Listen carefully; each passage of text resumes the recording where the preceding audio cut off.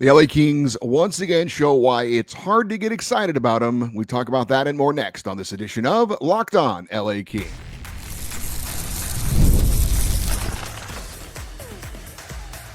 You are Locked On Kings, your daily podcast on the Los Angeles Kings, part of the Locked On Podcast Network, your team every day. Hey, Kings fans, welcome to Locked On LA Kings, part of the Locked On Podcast Network, your team every day. Thanks for making Locked On LA Kings your first listen every day. We are free and available wherever you get your podcasts and on YouTube. I'm Eddie Garcia, your host of Locked On LA Kings. I've worked in sports media for the past 30 years. I'm also co-host of the Puck Podcast, a weekly NHL review show that's been putting out content for the last 18 years, and a passionate LA Kings fan for over 30 years. You can enjoy the NFL season with a big return on FanDuel. New customers can place a $5 bet, and you'll get a $150 back in bonus bets if you win your first $5 bet. Visit FanDuel.com to get started. Well, the LA Kings played game 20 of the NHL season at home against the Buffalo Sabres on Wednesday night. The Kings coming off a solid 4-1 win over the Detroit Red Wings in their previous game. And the big question for me going into this game, would the Kings put two solid games together back to back? That was the question. Would the Kings show they can be a consistent team? We've seen them be good at times, but could they string a group of wins together? Well, as for the LA Kings lineup, no surprise. Head coach Jim Hiller, as he likes to do after a good performance, keeps the same lines together, and the defensive pairings. And that was the case against the Sabres. Top line of Anze Kopitar centering Adrian Kempe and Alex Turcotte. Philip Deneau centering the second line with Kevin Fiala and Trevor Moore. Quentin Byfield, your third line center, along with Alex Laferriere and Warren Foegele. And the fourth line centered by rookie Samuel Hellenius with Trevor Lewis and Tanner Jeannot on his wings. The defensive pairings were Mikey Anderson and Vladislav Gavrikov, Joel Edmondson and Brandt Clark, Jacob Millerar and Jordan Spence. David Riddick once again in net for the injured Darcy Kemper, with Eric Portillo serving as the backup. As for the game summary in this one, we would have a scoreless opening period. Kings were not great, but they weren't terrible. I thought the Kings' energy level was good. They had some decent scoring chances, but all in all, they were in their own zone too much, not in the Buffalo zone enough. Kings did a good job of blocking shots, and David Riddick had a strong opening period. In the second period, once again, no goal scoring from either side, but a much better period for LA. They had the puck in the Buffalo end more than the Sabres had it in their end. Kings had a couple of scoring opportunities, including some power play chances, but still couldn't get the puck in the net. We'll talk more about the power play coming up. Third period, it was Buffalo on the power play that would get the first goal, and as it turns out, the only goal of the game, a deflection into the net past David Riddick for the 1-0 lead. Kings could not answer despite a couple of good opportunities with the goalie pulled in the final moments. Final score, Kings 0, Sabres 1. The first time the LA Kings have been shut out this season. As for the game stats, again, 1-0 Buffalo with the win. Shots on goal favored LA 23-19. Power play, Buffalo 1 for 3. LA 0 for 5. That's your game right there, folks. Faceoffs 1 favored the Kings 34-23. Hits were even at 19 apiece. Block shots favored Buffalo 18-14.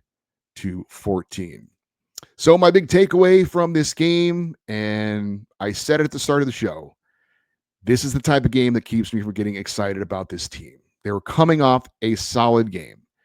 They have been good on home ice. They were taking on a team that is very likely not going to make the playoffs. And oh, by the way, a Buffalo team that was playing without its top player, its leading point producer and goal scorer, Tage Thompson, out because of an injury. All that, and the Kings cannot get 2 points. And I know they aren't going to win every game. I know.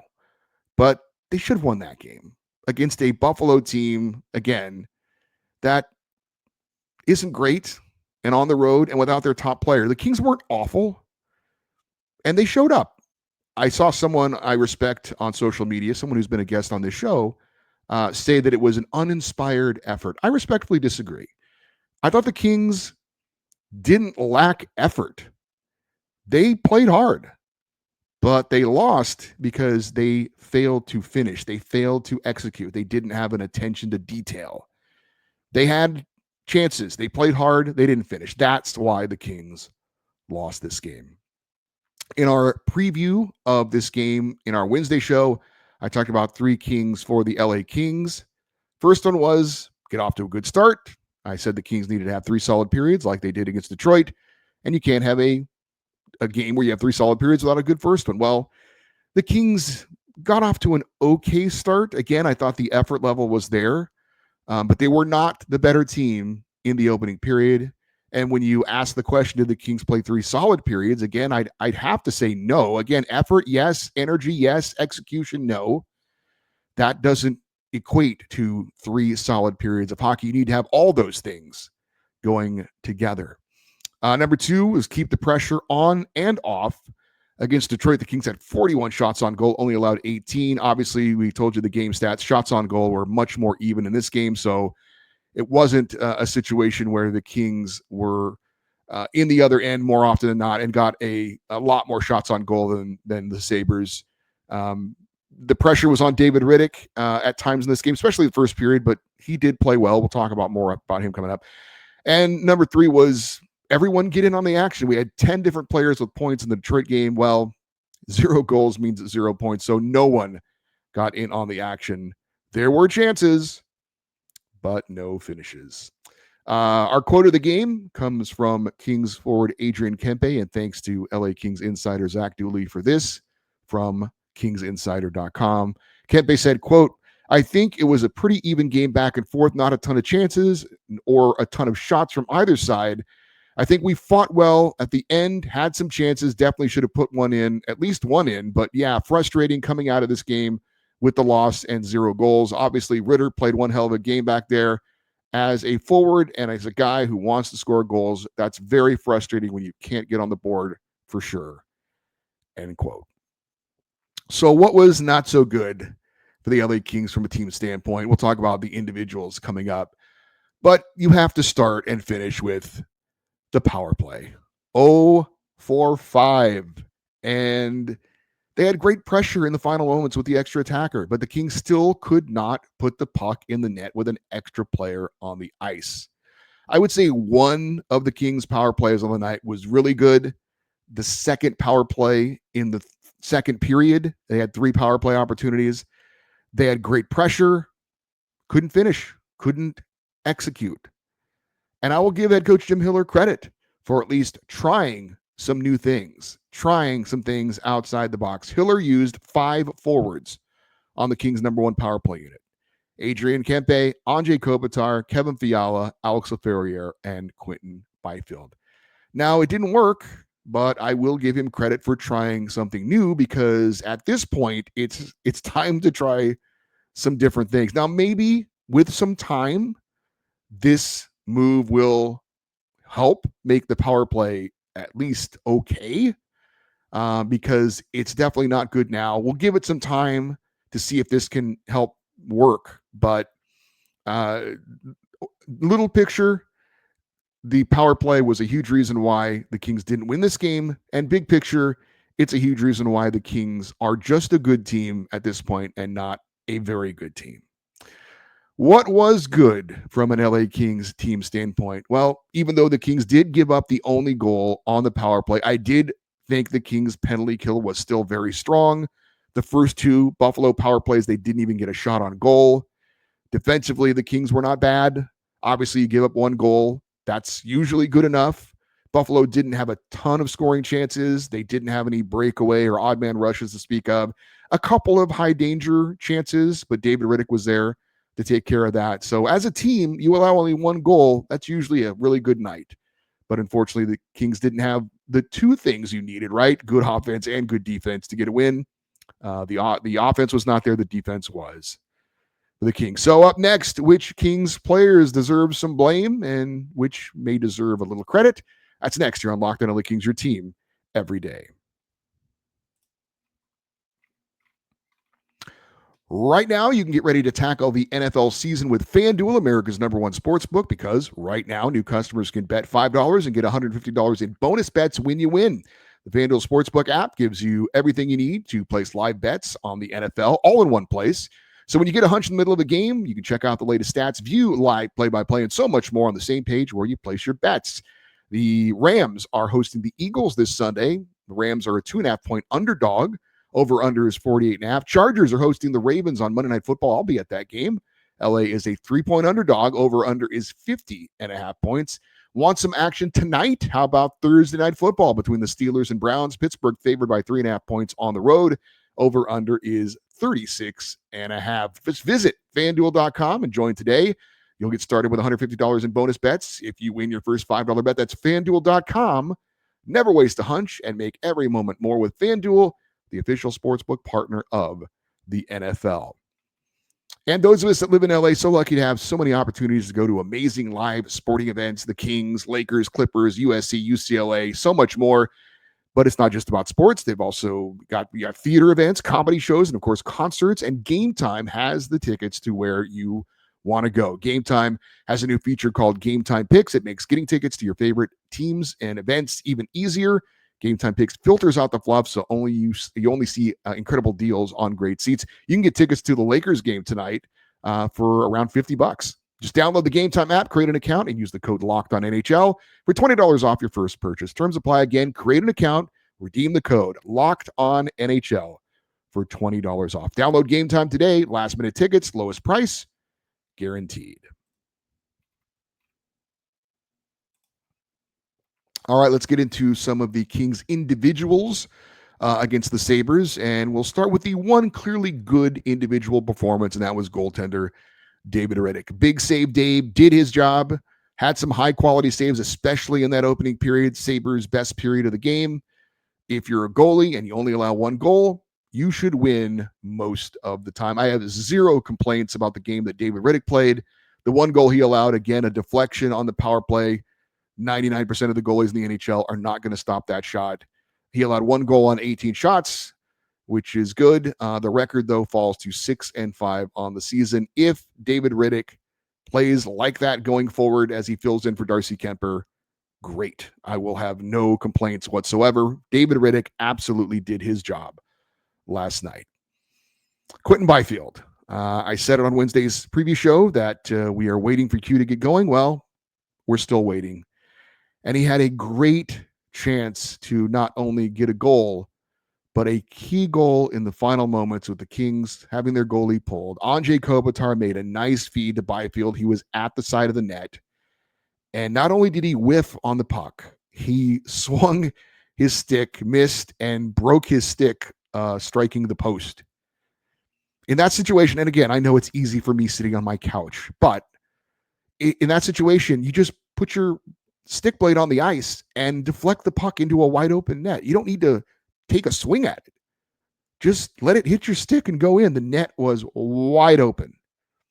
Now, he wasn't the only King that didn't finish on an opportunity, but that was the biggest missed opportunity of the game. We have been looking for a key moment that can get Q going. That could have been it. Now, again, that would have just tied it up in the final seconds. It goes overtime. Who knows? Maybe the Kings still lose. But it was a big moment, and it shows you it was kind of a microcosm of the season so far for Quinton Byfield. In the right place at the right time.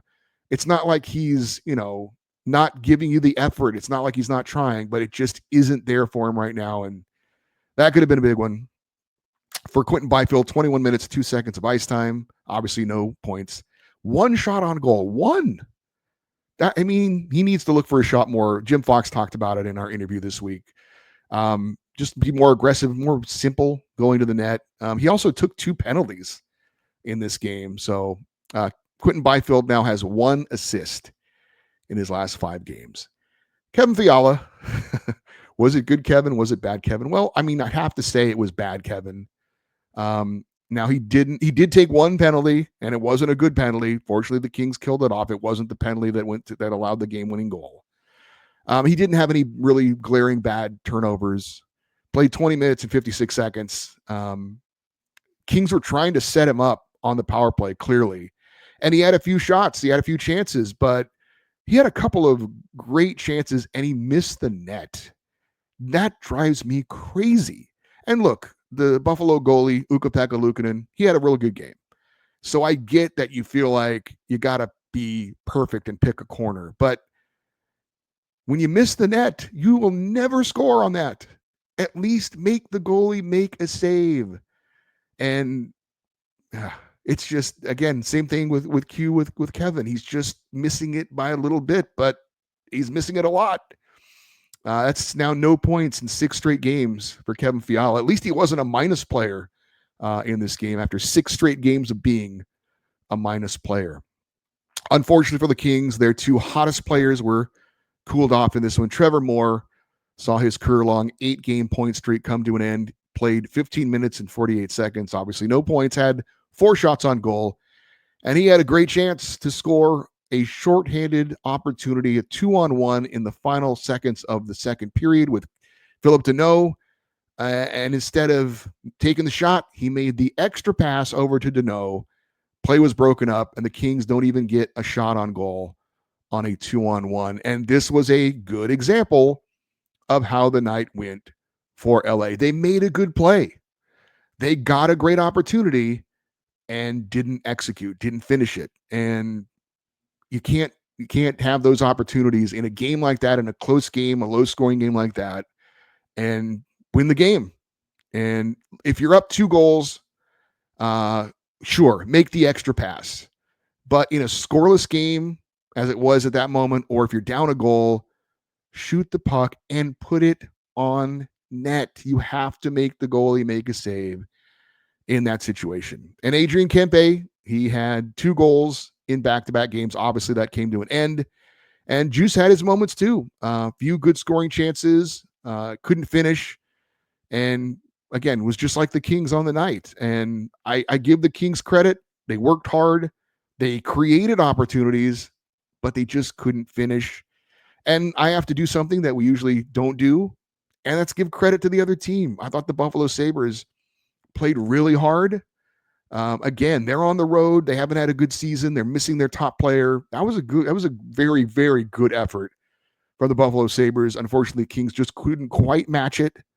And I'll give credit again to their goaltender, Ukko-Pekka Luukkonen, very solid in net, as was again David Rittich. I did want to mention one more player for the Kings, Alex Turcotte. Now he played 9 minutes and 24 seconds against Detroit, his first game back after taking that big hit in the Nashville game and missing 5 games. And he didn't play at all in the third period against Detroit, as Jim Hiller said, being cautious, limiting his ice time. Okay.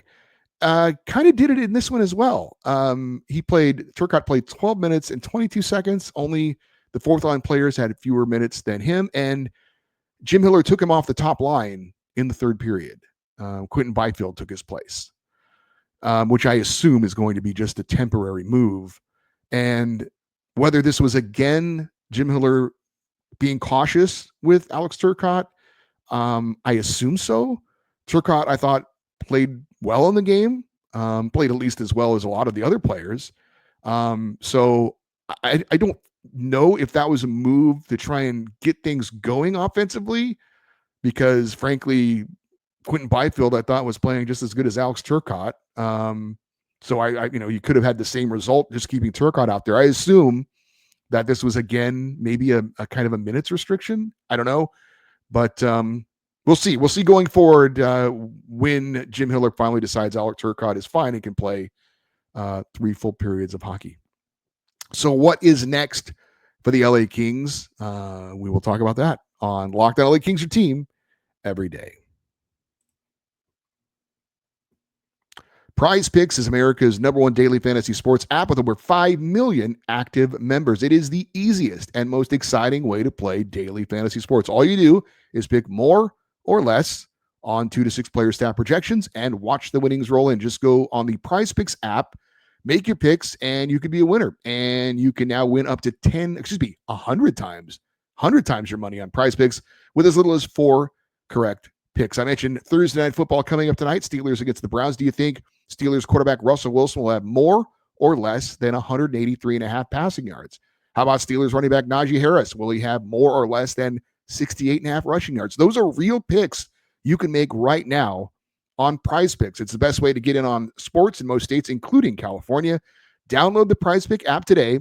Use the code LOCKEDONNHL and get $50 instantly when you play $5. That's the code LOCKEDONNHL on PrizePicks to get $50 instantly When you play $5, you don't even need to win to receive your $50 bonus. It's guaranteed. PrizePicks. Run your game. All right, the Kings are now 10-7-3 on the season for 23 points in 20 games. With a win over the Sabres in the game on Wednesday, the Kings could have overtaken the Vegas Golden Knights and moved into first place in the Pacific Division. That obviously did not happen. Instead, the Kings are now tied in points with the Calgary Flames, who also have 23 points. However, if you look at the standings, it's Calgary right now that is in second place. The Kings are in third place. That's because the Flames have played one fewer game than the Kings. It is a very tight race in the Pacific Division. The top 6 teams are separated by 3 points. That includes the Kings' next opponent this coming Saturday afternoon in LA, the Kraken. Seattle currently tied for 4th in the division, but just 1 point back of the Kings. LA will need to hit the reset button, be better in finishing, in the attention to detail, and get back on track in what is an important game. With how competitive the division is right now, the Kings can't afford to go on any kind of losing streaks this season. So keep the effort there, but get the execution and hopefully get a win against the Seattle Kraken and stay in that top 3 in a very competitive and tight Pacific Division. So for the Kings, looking further down the road, I've mentioned this before, now 20 games into the season, a decent sample size. What are the Kings? To me, all signs point to being a good team, clearly not a very good team and far from a great team, but good enough to be in the playoffs as it stands now. Unlikely to be good enough to win a playoff series. Now, what could change that? There are 62 games left. There is time. What could change that? Well, from a team standpoint, we talked about it specifically in this game. Get the power play going. Get it to be at least average. It's bad right now. It's got to be better. Again, Jim Hiller trying some different things. So hopefully in time he can push the right buttons. This is why Jim Hiller was brought to the LA Kings, was to fix their power play. And 2 seasons ago, he absolutely did that, but it's not there right now. Again, he's trying things. He's thinking outside the box. I appreciate that. But again, it's got to be at least average. I'm not looking for it to be great. I'm just looking for it to be not a negative. It sucks the life out of your team when you get a power play opportunity and you just don't do anything with it. And it takes momentum away from you. If the Kings can just be average, then that would go a long way, I think. Right now, only 3 other teams in the entire NHL have a worse power play percentage than the LA Kings. And from an individual standpoint, I've mentioned their names before, Quentin Byfield and Kevin Fiala. They have the talent. They are capable. They need to get going. They've got to produce more. And again, there's plenty of time left. They can do it. It's been a rough start for both of them, especially Quentin Byfield. They got to stay the course, and hopefully, again, the old ketchup bottle, as I like to mention, one of my favorite analogies, hopefully a couple games in a row can finally get them going. It's been a struggle for both of them so far. They're both very key pieces for the LA Kings. I think everybody else is pretty much pulling their weight. But those 2 guys in particular, unfortunately, right now, the spotlight's on them. They've got to be better. They've got to start producing. If they do, and if the Kings can get the power play just being okay, I think they can go from being a good team to a very good team. I think they can go from being just a playoff team, just a participant in the postseason, to at least having a fighting chance in a first-round playoff matchup. But that's the way I see it. Again, there are 62 games left. There is still time, but hopefully those 2 key things at some point this year can get going. The power play, got to get something more out of it. Quentin Byfield, Kevin Fiala, got to get those guys producing more. Do want to give you a quick rain report. The Kings AHL affiliate was in action last night as well, and the Reign at least pick up a win, knocked off the Henderson Silver Knights on the road 4-1. Scoreless first period, but in the second period, Samuel Pagimo, Caleb Lawrence, and Charles Udon each scoring goals for the Kings. for Fagimo, his 6th, Lawrence his 2nd, and Udon his 5th. In the third period, Glenn Gaudin gets his 7th of the season, also had 2 assists to be named the number 1 star. Phoenix Copley stopped 21 of 23 shots, picking up the victory. He's now 4-3 on the season. And overall, the Reign are 7-7 on the year. That's 7th place in the 10-team Pacific Division of the American Hockey League. The Reign are back in action Saturday in San Diego against the Gulls. All right, for you everydayers, those of you that listen and watch Locked On LA Kings every day, coming up on our Friday show, of course, it is our weekly Kings fan feedback show. Anything on your mind that you want to chime in on with the LA Kings, questions, comments, queries, your chance to sound off. Emails, send an email to me at lockedoneddie@gmail.com, EDDIE, and you can always leave your comments if you're watching on YouTube in the comment section as well. Helps the show to get recognized. We appreciate that. And if you want to stay active with me and the show account on social media, X, Twitter, Instagram, we are at Locked On LA Kings, and you can submit questions that way as well if you'd like. I'm Eddie Garcia. Thank you as always for listening and watching this episode of Locked On LA Kings, part of the Locked On Podcast Network, your team every day. Have a great rest of your day. We'll talk to you on Friday, and as always, go Kings go.